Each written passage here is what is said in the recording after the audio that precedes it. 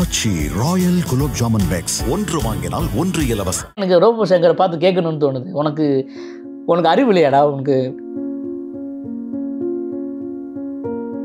அவருடைய பேரனுக்கு, மகளுக்கு பிறந்த அந்த பேரனுக்கு காது குத்து.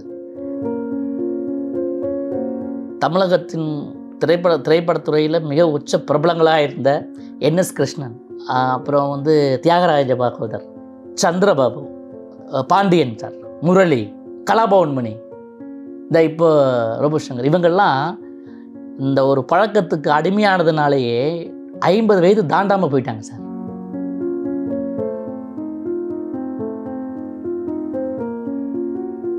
மருத்துவம் எடுத்துக்கிட்டதுக்கு பிறகு அவர் மறுபடியும் மது பழக்கத்தை தொடர்ந்தாரா? அவருக்கு கடைசியாக ஒரு ட்ரிங்க் அங்கே தான் இருந்திருக்குன்னு நினைக்கிறேன். அங்கேயே அவர் பிளட்டு வாமிட் பண்ணார். படப்பிடிப்பில் இருக்கும் பொழுது மயக்கம் போட்டு விழுந்ததுக்கு அப்புறம் தான் ஆஸ்பத்திரி கொண்டே அட்மிட் பண்ணாங்க. நேற்று இரவு நான் பிரியங்காவுக்கு ஒரு 8:45 இருக்கும். என்ன தங்கம், பத்திரிக்காரங்களே எனக்கு ஃபோன் பண்ணுறாங்க, என்னாச்சு, ஏதோ நியூஸ் வந்துட்டுருக்காமே அப்படின்னு சொன்னோன்னே, அண்ணே இல்லைண்ணே அதை ப்ரொசீட் பண்ணுறோம் ஒன்றும் இல்லைன்றாங்க. வச்சுட்டு ஒரு 5 நிமிஷம் இருக்கும், அவர் மச்சானுக்கு அடித்தேன். மாப்பிள்ளை என்னாச்சு அப்படின்னு கேட்டேன். இல்லை,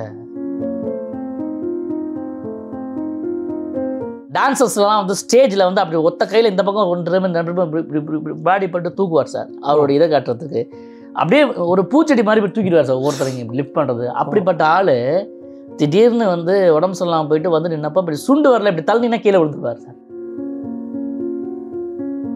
ரோபோ சங்கர் நண்பனை ஒரு குழந்தை மாதிரி தான் பார்த்துட்டு இருந்துச்சு. அது எவ்வளோ சொல்லி பார்த்துச்சு, சாப்பிடாம இருந்து பார்த்துச்சு, பேசாமல் இருந்து பார்த்துச்சு. அதான் இல்லை டாக்டர், அதெல்லாம் எதுவும் பண்ணுறதில்ல, நான் நல்லா ஆகிட்டேன்னு சொல்லி அவரே அதை சமாதானப்படுத்திட்டு இருந்திருக்காரு. வாழ்நாள் முழுக்க சிரிப்புக்காகவும் பிறருடைய சந்தோஷத்துக்காகவே தன்னுடைய வாழ்க்கையை அர்ப்பணித்த ரோபோ சங்கருடைய ஆன்மா சாந்தி அடையும்னு சொன்னால், அவருடைய குடும்பத்துக்கு நம்ம ஏதாவது பண்ணுறோம் அப்படின்னு சொன்னால் தான் அது நடக்கும்.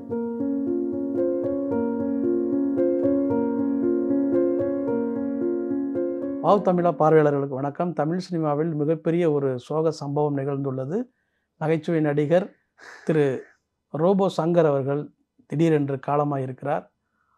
அவரை பிரிந்து தமிழ் சினிமாவில் இருக்கக்கூடிய கலைஞர்கள் பலரும் கலங்கி இருக்கிறார்கள். அவரோடு திரையுலகத்தில் பயணம் செய்த காதல் திரு சுகுமார் அவர்கள் நம்மிடையே வந்திருக்காங்க. வணக்கம் சுகுமார் அவர்கள். ரோபோ சங்கருடைய திடீர் மரணம் பெரிய எல்லாரையும் அதிர்ச்சிக்குள்ளாக இருக்குது. நீங்கள் அவருடைய நட்பு, உங்களுக்கும் அவருக்குமான நட்பு எப்படி தொடங்கினது? உண்மையிலேயே அந்த திடீர் மறைவு அவங்களுடைய குடும்பத்தையே ரொம்ப சோகத்தில் ஆழ்த்தியிருக்குன்னு தான் சொல்லலாம். ஏன்னா அவருடைய பேரனுக்கு, மகளுக்கு பிறந்த அந்த பேரனுக்கு காது குத்து. அந்த காது குத்து நிகழ்ச்சிக்காக எல்லாருக்கும் அழைப்பு கொடுத்துட்டு இருந்தார். அந்த நேரத்தில் நம்ம காதலெல்லாம் குத்திட்டு அவர் போயிட்டார். ஆக்சுவலாக ஏதோ உடம்பு சரியில்லை, ஹாஸ்பிட்டலில் சேர்த்துருக்கோம் அப்படின்னு மாதிரி தான் நாங்கள் நினச்சோம். திரும்பி வராமலே போயிடுவார் அப்படிங்கிறத எதிர்பார்க்கவே இல்லை. சமகால நட்பில் இருக்க எல்லாத்துக்குமே ஒரு பேரெதிர்ச்சி, ஒரு எச்சரிக்கையும் கூடன்னு சொல்லிக்கலாம். அதாவது நீங்கள் உங்களை ஒழுங்காக பார்த்துக்குங்க அப்படின்னு சொல்லாமல் அவர் சொல்லிட்டு போயிருக்காரு. அவரோட பழக்கம் 95, 96 காலகட்டத்திலேயே ஸ்டார்ட் ஆகிடுச்சு. அப்போல்லாம் நாங்கள்லாம் என்னென்னா, ஸ்கூல் முடிச்சுட்டு காலேஜ் ஜாயின் பண்ணுற அந்த நேரத்துலலாம் நிறைய கலை நிகழ்ச்சிகள், அபிநய கலைக்குழு, அபிநய நாட்டிய குழுங்கிறது அங்கே மதுரையில். ஆமாம், நெக்ரோ பாய்ஸ். அதாவது அந்த காலகட்டம் தான் இந்த மேடை நிகழ்ச்சிகள், ரெக்கார்ட் டான்ஸ் அப்படிங்கிற மேடை நிகழ்ச்சிகள் உருவத்தை ஒத்து, அதாவது இப்போ ரஜினி, ரஜினி, ஆமாம், அந்த மாதிரி டூப்ளிகேட், அந்த மாதிரி வேடம் போட்டு கமல் சார் மாதிரி, ரஜினி சார் மாதிரி, எம்ஜிஆர் மாதிரி, சிவாஜி சார் மாதிரி, இந்த மாதிரி நிறைய கதாபாத்திரங்களை ஸ்டேஜில் டான்ஸ் ஆடுற அந்த இது உருவாக்குது. அதுக்கு முன்னால் அது வேற ஒரு வடிவத்தில் இருந்தது. அதுக்கப்புறம் அந்த மாதிரி வரும்போது நான் ஆரம்ப கட்டத்தில் வடிவேல் சார் மாதிரி டைலாக் பேசுறது, நடிக்கிறது அப்படி இப்படின்னு பண்ண ஆரம்பிச்சிருக்கேன். அப்போ தான் இவர் ரொம்ப சின்ன வயசு, நம்ம 20 பாடி பில்ட், பயங்கர ஹெல்த் கான்சியஸு, பாடி பயங்கரமாக இருக்கும். அப்போல்லாம் எங்களுக்கு ஆச்சரியம். ஏன்னா நம்ம ஊரில் நம்ம அர்னால்டை தான் பார்த்துருக்கோம். நம்ம ஊரில் அந்த மாதிரி ஒருத்தர் பார்க்குறோம் அப்படிங்கும்போது பெரிய இதுவாக இருக்கும். நல்ல ஹெல்த் கான்சியஸ். அதுக்கப்புறம் படிப்படியாக மேடைகளில் அப்படியே பண்ண ஆரம்பிச்சு மைக்கெல்லாம் பிடிக்க ஆரம்பித்து பேச ஆரம்பிக்கும் போது தான் ஒரு 2-3 வாய்ஸ் பேசுவார். அப்போல்லாம் நீலமலை மகேந்திரன் நீங்கள் கேள்விப்பட்டிருப்பீங்க. ஆமாம், அவர் மிமிக்ரியில் அப்புறம் பாண்டின்னு ஒருத்தர் இருந்தார், அப்புறம் லிம்போ ராஜான்னு ஒருத்தர் இருந்தார். அவர் தான் இவருடைய குரு, மிமிகிரியை கற்றுக் கொடுக்குறது. ஆமாம், நான் கேள்விப்பட்டிருக்கேன். ஆமாம், அவர் ஃபயர் கார் லிம்போ ராஜாங்கிறவர் தான் வந்து வாய்ஸ் எல்லாம் இப்படி எடுக்கணும், இந்த வாய்ஸ்லேருந்து இதை இப்படி மாற்றணும், இப்படி பண்ணணும், சில வராத வாய்ஸுக்கெல்லாம் நீங்கள் வந்து அந்த பாடி லாங்குவேஜ் கொண்டு வந்தாலே அந்த வாய்ஸ் வந்துடும் அப்படின்லாம் நிறைய டெக்னிக்கலாலாம் சொல்லி கொடுப்பாங்க. அப்படி மெதுமெதுவாக கற்றுக்கிட்டு அப்படியே 97, 98களில் சென்னைக்கு வரோம். அப்போது வரும்போது நான் வந்து எங்கள் புதிய பூமி கலைக்குழு அங்கே போய் நான் இணைஞ்சிட்டேன். இவர் வந்து ஃப்ரீலான்சர், எல்லா ட்ரூப்புக்கும் போவார். அப்போ வந்து உலக நாயகன் கமலஹாசன் படங்கள் விக்ரம் அந்த சாங்கு மேடையில் போட்டு அந்த சில்வர் பெயிண்ட் அடிச்சுட்டு இந்த செஸ்ட்டை ஆமாம் டிக் டக் டிக் டக் அப்படின்னு சொல்லி அதெல்லாம் பயங்கர கிளாப்ஸ் வாங்குவோம். அந்த வயரை வந்து அப்படி ரோல் பண்ணுற அந்த டெக்னிக்லாம் அப்போ வந்து அது யோகா பண்ணுறவங்களுக்கு தானே அப்படி வரும். ஆமாம், அப்படி வரும். அவருக்கு அதாவது ஃபிசிக்கலாக வந்து ஒரு எக்ஸசைஸ் ஏதாவது வடிவம் இருக்கவங்களுக்கு இது எல்லாமே வரும். இவர் ஸ்டேஜில் அது வந்து ரொம்ப பார்க்கும்போது அப்படியே ஒரு பிரமிப்பாக இருக்கும் இல்லையா, அதுக்காக அவர் வந்து அதை எல்லாம் கற்றுக்கிட்டாரு. ஸோ நல்ல இன்ட்ரெஸ்டான ஆள். அதாவது அப்போ இருந்த கமல் சார் மேலே அதி தீவிரமான காதலன். ஆமாம், வாழ்நாள் முழுக்க அனுபவிக்க வேண்டிய விஷயங்கள் ஒன்று இருக்கு இல்லையா, அதை மொத்தமாக அனுபவிச்சுட்டு கல்யாணம் பண்ணி குழந்தையும் பெற்று அதுக்கு பின்னர் வந்து பேரனையும் பார்த்துட்டு ஒரு கிட்டத்தட்ட ஒரு 3/4 கடமையை செஞ்சுட்டு போன ஒருத்தரை தான் நான் பார்க்குறேன். ஆனாலும் ஒரு குறைங்க, ஒரு கலைஞனாக இருக்குது எனக்கு. அவர் கலைமாமணி அவார்டு வாங்கியிருக்காரு. ஆனால் கமல் சார் கூட சேர்ந்து ஒரு படமும் நடிக்கலை, அவ்வளோ பெரிய தீவிர பக்தராக இருந்தும் நடிக்கலையேங்கிற ஆதங்கம் மட்டும் எனக்கு இருக்குது. ஸோ அப்படி நாங்கள் ஆரம்பித்து 97, 98, 99 அப்படியே வரும்போது மெதுமெதுவாக அப்போ தான் அந்த டிவி நிகழ்ச்சிகள்லாம் ஆரம்பிக்குது. ஸ்டாண்டப் காமெடி பண்ணுற நிகழ்ச்சிகள்லாம் அங்கெல்லாம் போயிட்டு ஸ்டேஜ்லேருந்து அப்படியே சின்னத்திரைக்கு நான் வந்து ராஜ் டிவி ஊர்வமுறை நிகழ்ச்சி மூலமாக பிரபலமாகிறேன். இவர் அங்கங்கே போகிறாரு. இப்போ நிறைய வெளிநாட்டு கலை நிகழ்ச்சிலாம் நடக்கும். அப்படிலாம் போயிட்டு வரும்போது தான் அஸ்தப்போது யார் அப்படிங்கிற இதுக்குள்ளே போகிறாரு. போய் அப்போ சிவகார்த்திகேயன் வந்த நேரம் இவரெல்லாம் ஒரு பேட்ச். அவர் ராஜ்குமார் தயாரிப்பாளர், அவர் தான் வந்து இவருக்கு அப்படி ரோபோ சங்கருங்கிற பட்டம் அவங்களுக்கு நாங்கள் அப்பயே கொடுத்தாச்சு. எப்போது அபிநயாவில் 95லேயே 96லேயே அபிநயாலே ரோபோ சங்கர் தான் சொல்லுவோம். அப்போ எந்திர மனிதன் அப்படின்னு சொல்லுவோம். எந்திர மனிதன் அப்படின்னு ரோபோ சங்கர் அப்படிங்கிற பேர்லாம் வந்து அவர் இங்கேருந்து வரும்போதே, ஏன்னா அந்த டான்ஸுக்கு பேர் ரோபோ டான்ஸ் தான். ரோபோ அந்த ஒரு மாதிரி இப்படி பண்ணுறது இப்படி பண்ணுறதெல்லாம் அந்த ரோபோட் சாங். அப்போ பிரேக் டான்ஸு தான் பயங்கர ஃபேமஸ். இந்த இப்போ உங்களுக்கு பாருங்க ராஜாதி ராஜனங்கள் அதிலலாம் வர சாங்லாம் அதான் பிரேக் டான்ஸு. இது அதெல்லாம் வந்து இந்த கயிறு பிடிச்சி இப்படி இழுக்கிறது, இப்படி கண்ணாடி வச்சு இப்படி பண்ணுறது, இதெல்லாம் வந்து ஸ்டேஜில் பயங்கர ஃபேமஸ். அப்போது மைக்கேல் ஜாக்சன் பிரபலமான காலகட்டம். அப்போல்லாம் அந்த சாங்கெல்லாம் அப்போ டேஞ்சரஸ் பாய்ஸ்னு ஒரு குரூப் ஆரம்பித்தோம். மதுரை அபிநயாவிலேருந்து பிரிஞ்சு 2-3 குழுக்கெல்லாம் அவங்களாம் பிஸியாக இருக்கும்போது நாங்கள் ஒரு நண்பர்களாக சேர்ந்து, நான் அதில் இல்லை, நான் அப்பப்போ டான்ஸுக்கு போயிட்டு வருவேன். எல்லா குழுலையும் போய் டான்ஸ் ஆடுவோம். அப்போ வந்து டேஞ்சரஸ் பாய்ஸ்னு ஒன்று ஆரம்பிக்கும்போது இவர் அதில் மெயினாக இருந்தார். அப்புறம் காமெடி பாய்ஸ், அதனால் நான் பாய்ஸ் கம்பெனின்னு சொல்லி ஒன்று இருக்கு இல்லையா, நாடக கம்பெனி, அந்த பாதிப்பு இருக்குன்னு சொல்லிட்டு அபிநயா நிக்ரோ பாய்ஸ், அப்புறம் காமெடி பாய்ஸ், இந்த மாதிரி பாய்ஸ் கம்பெனி மாதிரியே அது. ஏன்னா மதுரைக்கே உரிய ஸ்டைல் அது. நாடக கலைஞர்கள் எல்லாத்துக்குமே தெரியும் பாய்ஸ் நாடக கம்பெனி அப்படின்னு. எல்லாம் நிறைய பெரிய பெரிய நடிகர்கள், ஐயா நடிகர் திலகம் இல்லாமல் அங்கேருந்து வந்தவங்க தான். ஆமாம். ஸோ அந்த மாதிரி வந்து உருவாக்குனது தான் அது. இதில் வந்து பார்த்திங்கன்னா நடன கலைஞராக மட்டும் அவர் செய்ய மாட்டார். அனௌன்ஸ்மெண்ட்டு இசை அழகத்தில் தொடங்கும் பாடலாக அடுத்து வர இருக்கிறது உங்கள் மக்கள் நாயகன் ராமராஜன் வெள்ளி விழா கண்ட திரை காவியம் கரகாட்டக்காரந்து அண்ணன் ராமராஜன் அவர்களின் இதோ உங்களுக்காக அப்படின்னு இப்படிலாம் வந்து எக்கோ இல்லாதப்போ எக்கோ பண்ணுவாங்க. பாஷா டைலாக் பேசுவாங்க, சொல்லுங்க நீங்கள் யாருங்க இருக்கு பாம்பு என்ன பண்ணி அப்போ எக்கோ இருக்காது. எக்கோவே இவங்க பேசுவாங்க. அவர் சவுண்ட் சர்வீஸ் போகிறதுக்கு டவுட் ஆகிடும், என்னடா எக்கோ வைக்கல, ஏன்னா அப்போ எக்கோ வைக்கிறதுங்கிற ஒரு பெரிய அது ஒரு பெரிய திறமை தான். ஆமாம், அப்போ அது பாஷா டைலாக் மாதிரி சொல்லுங்க நீங்கள் பயங்கரமாக பண்ணுவாப்புல. ஸோ அந்த திறமையெல்லாம் கரெக்டாக ஒரு இடத்துல ஒரு மேடை நிகழ்ச்சியில் பிரபலமாகும்போது நல்ல நல்ல வாய்ப்புகள் வந்தது. நல்ல வாய்ப்புகள் எனக்கு தெரிஞ்சு 2003-4க்கு பிறகு தான் வந்து ஒரு அடுத்த ஸ்டேஜ் போகிறாரு. அதுக்கப்புறம் நிறைய பெரிய பெரிய படங்கள் மாரியிலெல்லாம் பெரிய சோலோ காமெடி எல்லாம் பண்ணி நல்ல ஒரு உச்சகட்ட நிலைக்கே வந்திருக்காரு. வந்துட்டு என்னன்னா முதல்ல இருந்த அந்த ஹெல்த் கான்சியன்ஸு போக போக போக அவருக்கு குறைஞ்சிருச்சு. தன்னை நல்லா பார்த்துருந்துக்கலாமோ அப்படிங்கிற ஒரு மன வருத்தம் இன்றைக்கி இருந்துக்கிட்டே தான் இருக்குது எனக்கு. நிறைய சம்பவங்கள், அதாவது நிறைய நான் வெளிநாடுகளுக்கு நான் கூட்டி போயிருக்கேன். ஸ்ரீலங்காவுக்கு 2 முறை நான் கூட்டி போயிருக்கேன். மலேசியா, சிங்கப்பூர், நான் கிட்டத்தட்ட ஒரு 17 நாடுகளுக்கு கலை நிகழ்ச்சி நடத்த போயிருக்கேன். அதில் பாதி இடங்களுக்கு இவர் என் கூட வருவார். ஏன்னா ஒரே ஊருக்காரன், சக கலைஞன், குடும்பத்தில் நான் ஒரு ஆள். நான் ராஜ் டிவி ஊர்வம்பு நிகழ்ச்சி பண்ணிட்டு இருக்கும்போது பிரியங்கா அதில் குரூப் டான்ஸர். ஓ ஆமாம், அவங்க அப்பாலாம் எனக்கு ரொம்ப பழக்கம். நாங்கள்லாம் அப்போ வந்து 2001 நீர் மேலாண்மை ஒரு இது பண்ணும்போது குடிநீரை வீணாக்கக்கூடாது, ம் ஊருக்கு ஊராக போயிட்டு இப்போ இந்த குழாய் மூலமாக நீர் வழங்குற திட்டம், சொட்டு நீர் ஆமாம் பாசனம். சொட்டு நீர் இது, அப்புறம் அந்த குடிமக்களுக்கு குடிநீர் வழங்குறது, அதை குடிநீர் வீணாக்காதீங்க, அதை திறந்த இதெல்லாம் அவேர்னஸ் நிகழ்ச்சிகளுக்காக ஊர் ஊராக போவோம். அப்போ பிரியங்காலாம் என் கூடயே வரும். ஓ அப்படியே வந்து டான்ஸ் தெரியுங்கிறனால மேடை நிகழ்ச்சி நட ஆரம்பித்தாங்க. மேடைகளில் தான் பரிச்சயமாகுது. இவங்க 2 பேரும் அப்போ பார்த்துக்கிறது, பேசுறது, அது ஒரு விதமான காதல். அப்போ ஒரு வித்தியாசமாக இருக்கும். அந்த நடன ஆடும்போது அது ஒரு ஆமாம், இவர் வந்து பர்ஃபார்மர். இவர் வந்து சோலோவாக 2 சாங் 3 சாங் தான் பண்ணுவார். அந்த குரூப் டான்ஸ் ஆடும், மெயின் டான்ஸ் ஆடும்.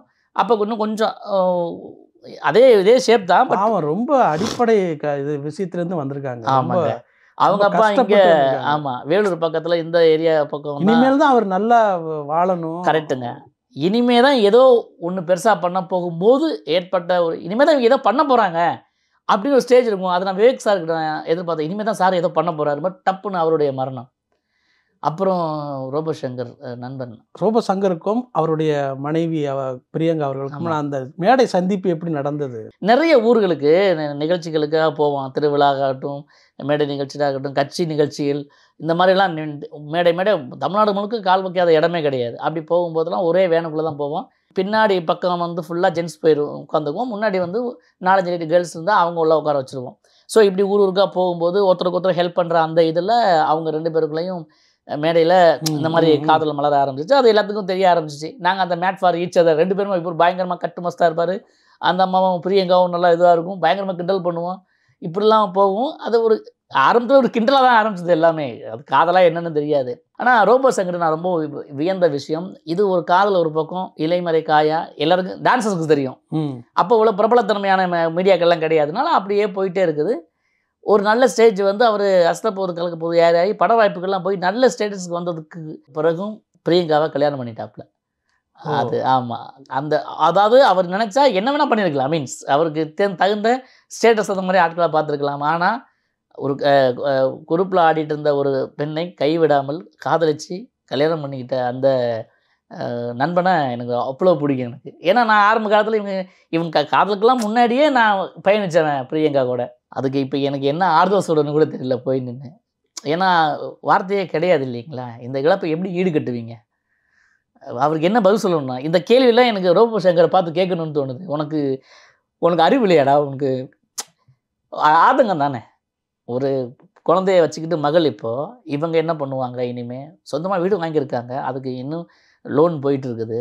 இதில் இன்னொரு விஷயமும் இருக்குது. என்னென்னா இப்போ சமூகத்தில் வந்து தண்ணி அடிக்கிறது கெட்ட பழக்கம், பெண்களோட பழகிறது ஐயோ அதுவும் பெரிய அபச்சாரம் அப்படின்னு சொல்கிற விஷயத்த ரெட் கார்பெட் விரித்து வரவேற்று வாங்க சார் சரக்கு அடிக்கலாம், வாங்க சார் ஜாலியாக இருக்கலாம்னு சொல்கிற இடம் சினிமா. இங்கே எல்லாமே புகழ் அடைஞ்சிட்டோம்னா காலில் வந்து விழும் சார்.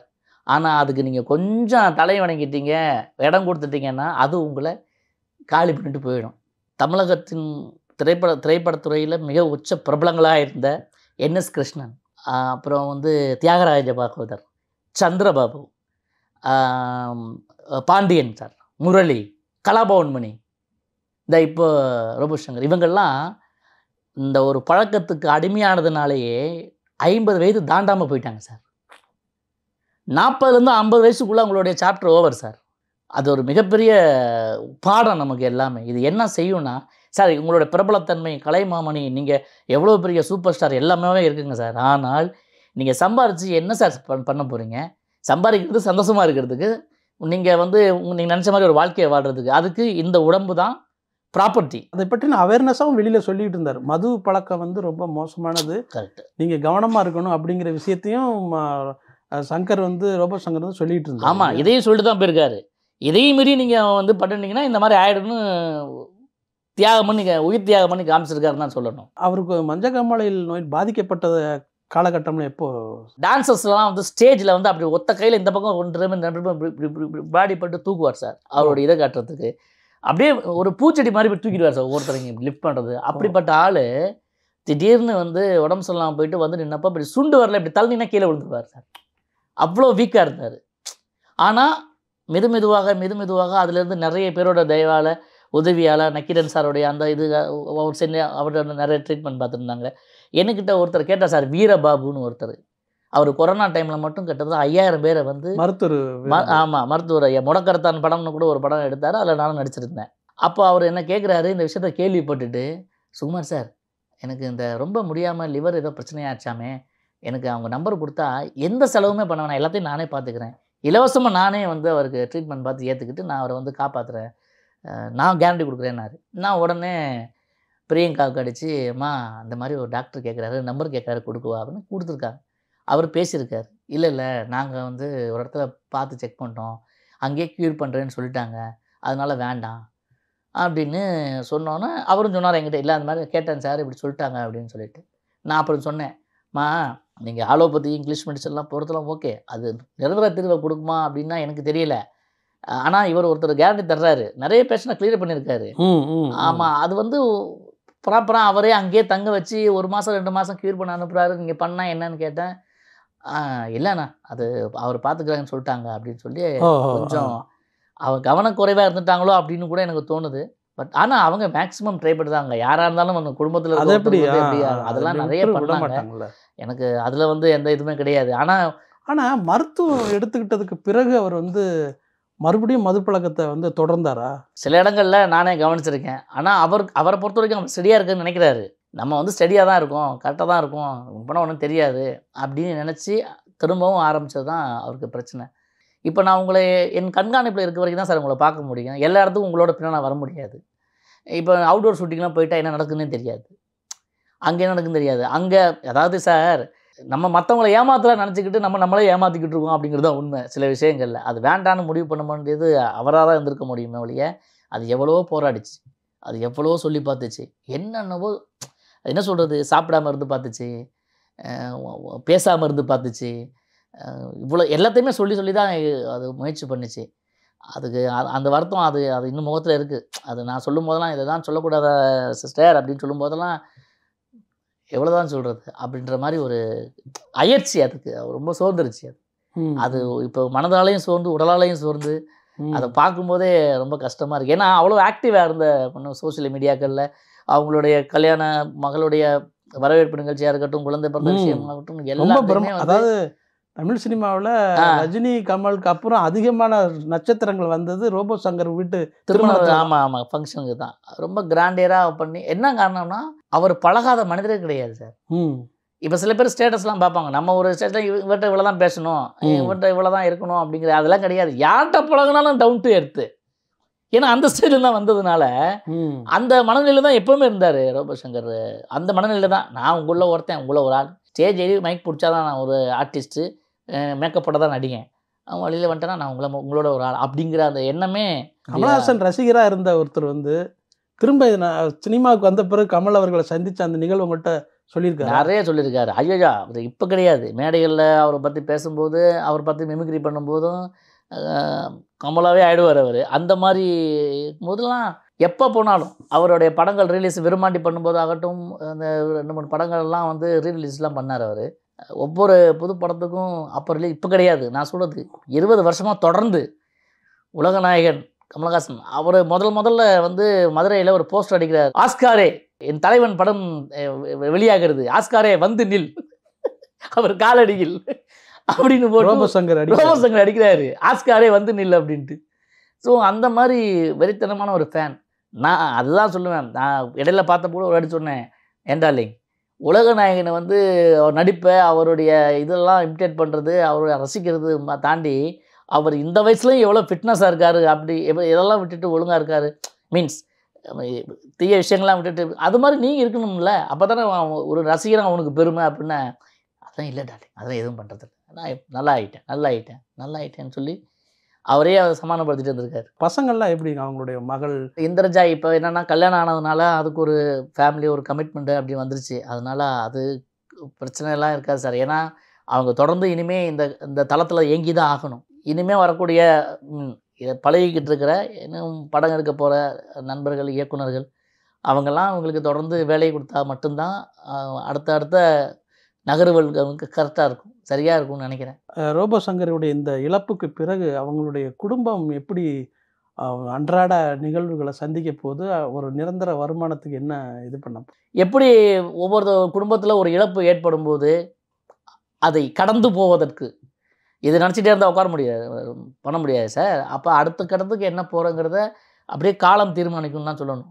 அது அந்த அந்த மன வலிமை வந்து எப்போவுமே பிரியங்காவுக்கு இருக்குது, அந்த குடும்பத்துக்கே இருக்குது சார். அவங்க வந்து நீங்கள் உங்களுக்கு தெரியும் சோஷியல் மீடியாக்கள்லாம் அவங்க ஒவ்வொரு குடும்ப நிகழ்வுகளில் போடும்போது கீழே வாழ்த்துறதை விட அவங்கள தூத்துனவங்களும் அவங்கள தாழ்த்தி பேசினவங்களும் கழிவு ஊற்றுனவங்க தான் அதிகம்.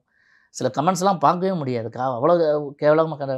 அதெல்லாம் அவங்க கவனத்துக்கு வராமல் போயிருக்குன்னு நினைக்கிறீங்களா? பார்ப்பாங்க, பார்த்தவங்க சொல்லியிருப்பாங்க. ஆனால் அவங்க சமூகம் அப்படித்தான் செய்யும். இதெல்லாம் தாண்டி நாங்கள் ஒரு வாழ்க்கையை வாழணும் அப்படிங்கிற ஒரு மனநிலைக்கு வர்றாங்கன்னு வச்சுங்களேன், அவங்களுக்கு பக்குவம் வந்துருச்சுன்னு அர்த்தம். ஸோ இதை கடந்து போயிடுவாங்க அப்படின்னு நான் நம்புகிறேன். அதாவது அது அது காலம்தான் பதில் சொல்லும்.